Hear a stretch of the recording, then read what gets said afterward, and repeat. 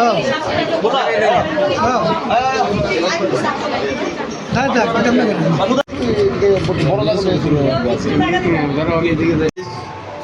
विदेशी भाषाओं में ट्रांसलेट किया जा सकता है।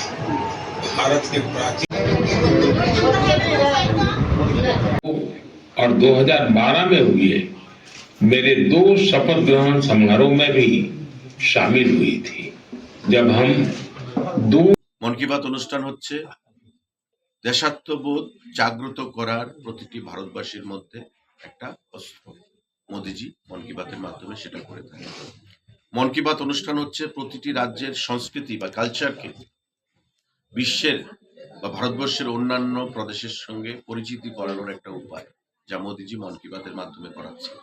এবং মন কি বাত অনুষ্ঠান হচ্ছে প্রতিটা ভারতবাসীর যে সামাজিক দায়বদ্ধতা, সেই সামাজিক দায়বদ্ধতাকে ঊর্ধ্বে তুলে ধরে সামনের দিকে এগিয়ে নিয়ে যাওয়ার জন্য উদ্বুদ্ধ করার যে মন্ত্র মন কি বাতের মাধ্যমে উনি প্রদান করে থাকেন।